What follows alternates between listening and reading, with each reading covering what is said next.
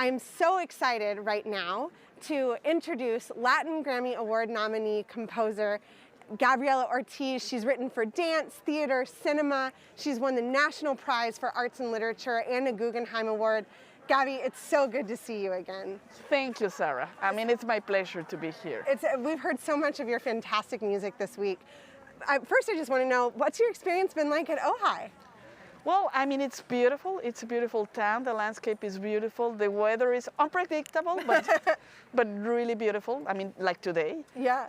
So far, it's been a great experience. And hearing all these great artists and these great composers, it's been really, really great. It's really amazing to be back at a music festival again, isn't it? Absolutely, absolutely. I think that live music matters. It does, and you know, I kind of forgot how social it is. That like suddenly seeing all of these people that I haven't seen, and like you, I haven't seen in 3 or 4 years, and That's you know, right. Suddenly we're here, and it all makes sense again. Absolutely, you're right. Well, so far, you know, we've heard 2 of your pieces. We've heard Huitzitl and Rio de las Mariposas this morning. I'm wondering if you could tell us a little bit about Rio de las Mariposas that we heard this morning for 2 harps and steel pan. How did you come up with that instrumentation? Well, you know, I got this commission by this duo, the Mexican harp duo, and immediately it brought me to my memories, to my childhood. You know, my parents belonged to this folk music band, Los Folcloristas. So when I was 9 years old, for the first time, we went to Veracruz. Veracruz is one of the states in the Gulf of Mexico. And we went to this beautiful town that is called Tlacotalpan. And that town, it's besides a river, and that river is called Papaloapan, which means Rio de las Mariposas, I mean Butterfly River. Wow. So this piece is really about all these memories, and you know, that I really had in my childhood. And you know, the jarocho music, which is the folk music from that state, from Veracruz, uses the harp. The harp is one of the main instruments for that kind of music. Okay. So immediately I decided, well, you know, this is something that has to be related with all that experience, because the harp makes the whole sense and the whole connection with, you know, Veracruz and all my memories and all the, you know, all those trips that, you know, reminds in my heart. Wow, that's so great. And you know, it feels to me like so much of the time your music has this really beautiful narrative, and it really goes back to what you know about Mexico and what it was like growing up in Mexico. Do you feel like that shaped you as a composer? Absolutely. I think that, you know, I think that my background and my cultural background is extremely important, you know, because it's part of my DNA. Right. You know, it's part of who I am, and I'm very proud about that. You know, I come from that culture, and I come from that wonderful country. Right. And if these kind of influences are in my music, it's because they are in a very natural way. It's not that I'm trying to sound Mexican, but it's just that it comes in a very fluent and right. It's your story, and it's the sound of what your life has been. You know, it's who I am. Right. And you know, if you want to be an artist, you need to be yourself. Right. Yeah. And I really appreciate how. I hear your music and I know it's you, and I think that that's just a really, you know, something that all composers strive for, and so I think that's a really lovely thing about your thank pieces. you very much, because this is very important. I mean, what you said is just very, very important for all composers. Right, right. So we're about to hear a new version of La Calaca. Can you first tell us, I think, you know, coming out of this conversation about, you know, growing up in Mexico, I think leading into what La Calaca is about is a great thing for you to talk about right now. Could you tell us about that? Yes, well, you know, this is a piece, I mean, originally this piece was written for a string quartet. Right. It was For a commission Kronos, right? for Kronos Quartet. I wrote this piece in '97. And it's a long piece. It's a very ambitious piece that it has 4 movements. And the last movement, it's called La Calaca, the skull. And now what I'm doing is a string version for Laco, and so this is going to be like the revised version and the world premiere of this revised version of 2021. Yeah, and what is it like revisiting a piece that you've written a while ago? It's strange, because it's a piece that, as you said, you know, I wrote it in '97. But it's, over the years, it's a piece that it's a very important one in my catalog. I think that it's a piece that it really matters, because it's talking about how Mexicans approach the concept of death. no, in our entire history, you know, Right. from the past and what happens nowadays. Right.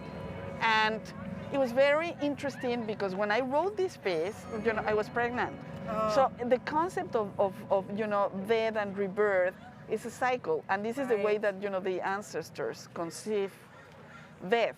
Right. Not as an static concept. It's something that goes and no, from birth you Right. get death, and from death you get birth. Right. It's Circle a of life. cycle. It's a cycle. It's a cycle of life. So for me, it was very interesting. That's why this piece it's very peculiar, and it's extremely important.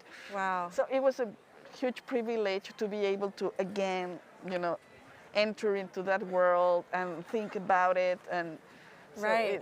yeah. That's great. And so did you change anything? I mean, besides, you know, the end. general The end. I think the end is a slightly larger. Yeah, Yeah. good. You got to give it a big finish, right? Yes. You know, I think it's so beautiful to think about that too, because one of the themes of this festival is homecoming. And you know, Rhiannon Giddens was talking about how her whole album last night it's both about, you know, in this past year and a half, wanting a longing for home when you couldn't always go home, and then also kind of the call to home for death, you know, that poetic nature.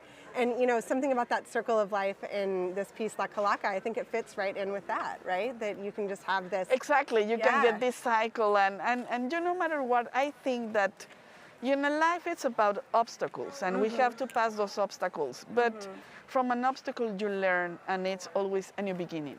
Right. And this is how I see this festival, as a new beginning in which we need to be and stand together. That's a really beautiful way to put that. I'm going to put that in my pocket and carry with me. That's really nice. So how did you meet John Adams? How did you come to know him and his music? You know, I was a student in London, and this is in 96. And John went to conduct his chamber concerto with the London Sinfonietta. And I was really, really impressed, because at that time I was listening to a real European avant-garde music. And when I heard for the first time John Adams' music, it took me to a different direction, a different continent, a different aesthetic. And that for me was very, very, very important, because I knew that if I wanted to be myself, I knew that I have to take other paths, not the European ones, not the one that, you know, they say it should be. Right. You have to be yourself, and you have to, you know, do this, you know, introspective search in order to see what you want to express, and this is what, you know, John's music, you know, show me that there is a different path, not the European one. I mean, they will have other continents, other latitudes, other cultures. Right. And it opened my scope in that direction.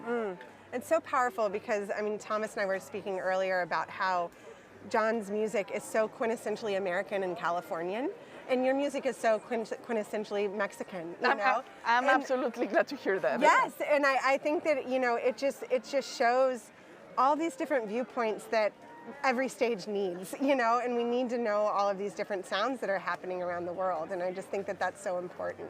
You know, and the thing is that it's not that I'm trying to sound Mexican. Right. It's just that something that comes in a very natural way. Right, that's who you are, yeah. And this is who I am, exactly. Right, I think that's wonderful. So what has it been like working with the Los Angeles Chamber Orchestra? Oh, you know, fantastic. They're incredible musicians, and you know, I was very fortunate because one of the string players play my string quartet. Oh, really? Yes, and I that's didn't realize great. that he's also a player from the LACO. Oh, and that's she so came, fun. yes, it was really, really incredible when she said, you know, I'm playing your piece, but now in the string orchestra version. Oh, that's so great. So she gets to see both sides of it Exactly. as well. That's Yeah, so fun.